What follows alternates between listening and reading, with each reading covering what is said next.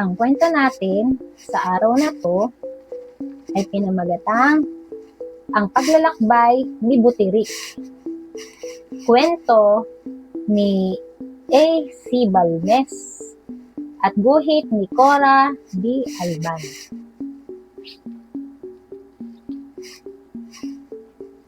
Laging nakasimangot si Butirik. Hindi kasi maalis sa kanyang isip na siya ang pinakakawawang jeep sa garahe ni Mang Pedring. Pangit, walang pumapansin. Inggit na inggit siya kina Asultan at Polajero, mga bagong jeep na kasama niya. Puno sila ng dekorasyon. Pareho silang mabilis tumakbo kaya tuwang-tuwa ang mga driver na nagmamaneho sa kanila. Si Butirik ang pinakaunang jeep ni Mang Pedring. Dahil luma na ay marami na siyang kalawang at buti. Mahina na ang kanyang makina, kaya sa traffic at baha ay agad siyang tumitirik. Alam ni Butirik na dahil sa madalas niyang pagtirik ay kinaiinisan siya ng mga tao. Walang kwentang jeep, lagi nilang sabi. Dahil dito, pinagsusungitan silang lalo ni Butirik. Hindi ko kayo kailangan, sagot naman niya. Iisa na lang ang lagi niyang iniisip, ang kanyang pangarap na makaalis sa lugar na ito. Pupunta ako sa lugar na walang traffic, lubak, alikabok at mayayabang na tao. Doon ay magiging masaya ako, pagmamalaki niya. Pero dahil sa kanyang kasungitan, wala nang nakikinig kay Butirik.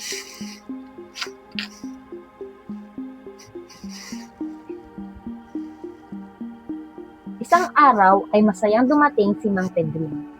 Araw mo ngayon, jeep ko, kaya ayusin mo ang pagtakbo. May sorpresa ako sa iyo. Tinatamad man ay sinunod ni Butirik ang kanyang amo. Pero hindi pa sila nakakalayo ay naipit na sila sa traffic. Uminit agad ang ulo ni Butirik. Sa tindi ng kanyang inis, bigla siyang tumirik. Sabay buga ng maitim na usok. Sabay-sabay na bumusina ang mga sasakyan sa likod nila. Paring Pedring, sigaw ng isang driver. Sindihan mo na lang ang jeep mo. Ipagbili mo na lang kaya sa magbabakal. Payo naman ng iba. Nagtawanan ng mga jeep sa paligid ni Butirik. Galit na galit naman itong isa. May pagdadalhan na ako sa kanya, mahinahong sagot ni Mang Pedring, habang nagpapatulong sa ibang driver na maitabi ang kanyang jeep. Doon kami pupunta ngayon. Ipagbibili na si Butirik. Mabilis na kumalat ang chismis sa mga jeep. Sa wakas ay naitabi ng tumirik na jeep at nakalampas ang mga sasakyan na traffic. Umalis din si Mang Pedring para sumundo ng mekaniko. Naiwang umuusok sa tabi ng kalye ang natulalang si Butirik. Ipagbibili raw ako. Paulit-ulit niyang nasabi. Pinagsawaan na talaga ako, hindi na ako kailangan, at umiyak ng umiyak si Butirik. Aba, kaibigang jeep, tigilan mo na iyan at nagigising ang aking mga inakay.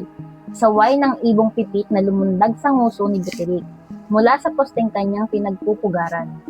Pasensya ka na, aling pipit, at napakalungkot ng aking buhay. Singhot ni Butirik na sa pag-iyak ay nakalimutang maging masungit. Maraming kwentong ganyan, hindi lang ikaw. Sabi ng pipit na kanina pa pala nakikinig. Lalayas ako, biglang pasiya ni Butirik. Ngayon din. At saan ka naman pupunta? Doon sa walang traffic, walang lubak. Doon ay hindi ako titirik. Sa langit lang walang traffic, sa dagat lang walang lubak, paalala ng pipit. Doon ako pupunta, biglang sigaw nitong isa. Para sa lupa ang jeep, saway ng nagulat na ibon. Anong gagawin mo doon? Saka ko naiisipin. Bahala ka, sagot ng pipit. Sabay lipad. Isipin mo lang mabuti, dahil ang pusta ko ay dito ka rin babalik. Hindi, aling pipit. Hindi ako babalik. At pumikit si Butirik para nga mag-isip. Pero ang inisip niya ay kung paano magkapakpak at makalipad. Napakalalim ng kanyang pag-iisip. Pinagpawisan siya sa pagpikit. Maya-maya nga ay naramdaman niyang tinutubuan na siya ng mga pakpak. Maya-maya ay umaangat na siya sa lupa. Tumataas na siya. Lumilipad na si Butirik. Ha ha ha, heto na ako langit, sigaw niyang tuwang-tuwa. At lumipad na lumipad si Buterik. Sa taas ng lipad niya ay lumiit ng lumiit ang mga bagay na kanyang naiwan. Mga sasakyan, mga bahay, mga bundok. Maya-maya'y naabot na niya ang mga ulap. Doon ay nagpasirko-sirko siya. Umikot-ikot, nag-ingay. Ginawa ang lahat niyang maisip. Pero nagalit ang mga ulap. Pinaiitim mo kami sa iyong usok, reklamo niya. Sino ka at anong gusto mo? Ako si Buterik, ang sikat na jeep. At dito na ako titira sa langit. Nagdilim ang mga ulap. Nagtipon sila't nag-usap. Isang kawan ng mga ibon ang takang-takang umiwas kay Buterik. Ek! Ek! Malaking ibon, sigawan nila.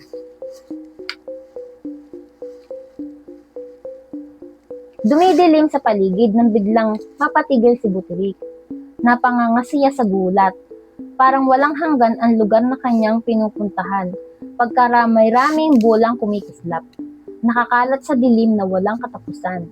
Ano ba itong aking nasuutan? Kalawakan? Sagot ng bituing nakabantay. Saan ka pupunta? Tanong ng sumulpot na buwan. Bako-bako ang iyong mukha. Nasabi ni Buterik na sa takot ay hindi nakapag-isip. Gusto mo ng away? Hamon ng nainsultong buwan. Bakit daw? Away daw? Sabat ng maliit na bituing biglang lumapit at nagkumpulan. Pwede ba siya dito? Tanong ng bulalakaw na biglang dumaan. Kung kakayanin niya, sabay-sabay na sagot ng mga planetang umiikot sa kanilang daan. Hayan, may kaaway na. Maliit na jet, malakas na preno ng isang eroplanong muntik nang sumalpok sa likod ni Buterik. Jeep ako, nakuhang isagot ng tumalsik na si Buterik. Kits! Anong jeep? Nagitik ng kidlat na umikot sa jeep. Bakit ka narito? Dagundong ng sumunod na kulog. Tagalangit na ako, pagmamalaki ni Buterik. Hindi ka tatagal dito. Babala ng ulan na biglang bumuhos. Umuwi ka na. Utos ng araw na biglang sumungaw. Ihahatid na kita. Alok ng bahagharing biglang sumilip. Ayaw ko, sigaw ni Buterik na nanginginig. Kung ayaw ninyo sa akin ay hahanap ako ng ibang lugar.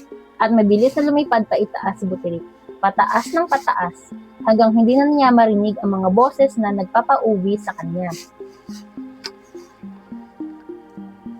Anong gulo yan? Tanong ng araw na nasa gitna ng mga planetang gumagalaw.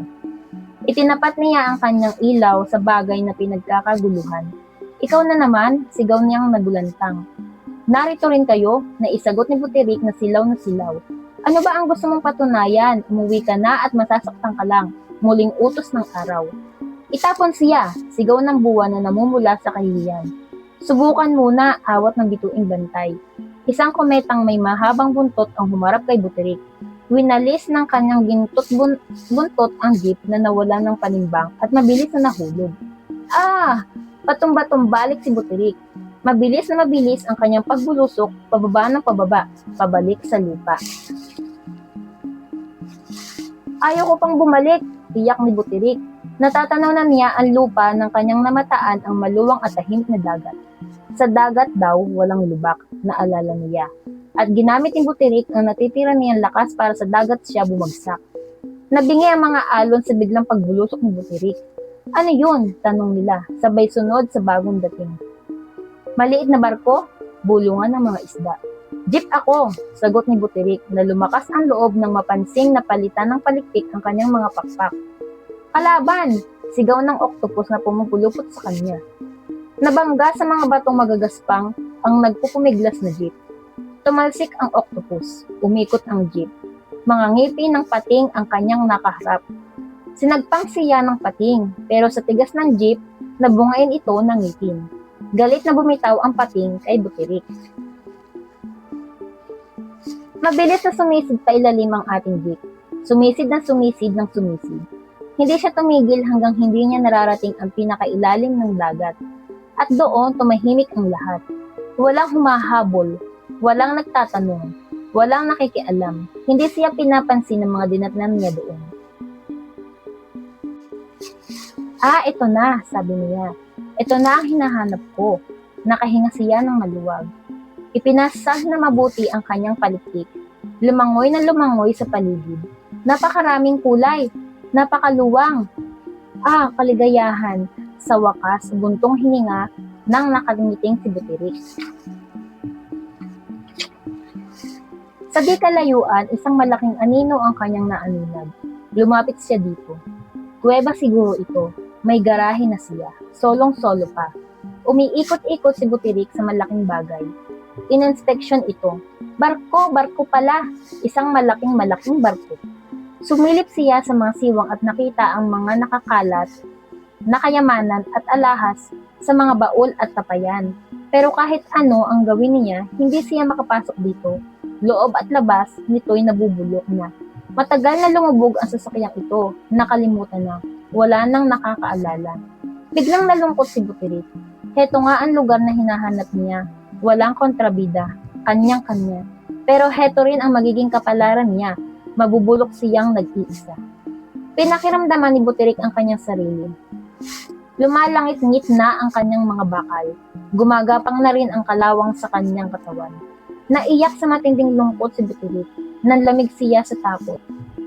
Magiging katulad ba ako ng barkong ito?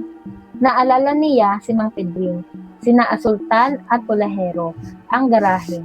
Pero naalala rin niya ang mga insulto sa kalye, ang traffic at baha, ang lubak at alikabok. At kung ipagbili siya, paano kung hindi kasing bait ni Mang Pedring ang bago niyang amo? Napailing si Butirik. Hindi pala pwedeng tumakas, kailangang harapin ko silang lahat. Parang estatwa si Butirik sa harap ng barko, nag-iisip, hanggang mabuo ang kanyang pasya. Babalik ako. Magaan ang pakiramdam na lumangoy pabalik sa ibabaw ng dagat si Butirik. Pabalik sa kanyang pinanggalingan, haharapin na niya ang kanyang tunay na buhay. Isang nakasalaming balyena ang humarang sa kanyang daan. Anong klaseng isda ka? Tanong nito, habang may hawak na mahabang listahan. Jeep ako, at babalik na ako sa aking amo. Jeep? Ha! Jeep sa dagat? Hindi makapaniwalang halakhak ng balyena. Sa pagtawa niya ay sumigalpot ang naipong tubig sa kanyang likod.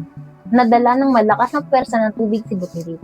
Tumilapon siya papaitaas, papalabas ng dagat, hanggang sa mga ulap at mula doon ay pasirkong pababa sa lupa. Blagadag, bragadag, tsak, tang! At nakauwi na nga si Butirik. Si Jeep, bumalik! At ito na nga si Aling Pipit, nakapamayuwang na dumapo sa kanyang nguso. Kanina ka pa hinahanap ng iyong amo, alalang-alala siya sa iyo. Hindi makasagot ang humihingal na Jeep. Maya-maya ay dumating na si Mang Pedring, kasama ang mekaniko. Takang-taka sila kung bakit hindi nila nakita agad si Butirik, at kung bakit may mga maliliit na isda pang naglulundagan sa kaloob nito. Inayos nila ang makina ni Butirik. Pagkatapos, dinala nila ito sa isang malayong lugar na may napakaraming bagong jeep. Iniwan nila doon si Butirik. Sa loob ng maraming araw, pinagkaguluhan ng iba't ibang tao ang jeep. Tinanggalan ng kalawang, pinalitan ng kaha, pinalitan ng makina, binihisan ng matitingkad na kulay. Ito pala ang sorpresa ni Mang Pedring. Hindi nagtagal, inilabas na sa pagawaan ng ating bida. Isang bago, maganda at mahinahong jeep. At dito nagsimula ang pagbabagong buhay ni Butirik. Dito,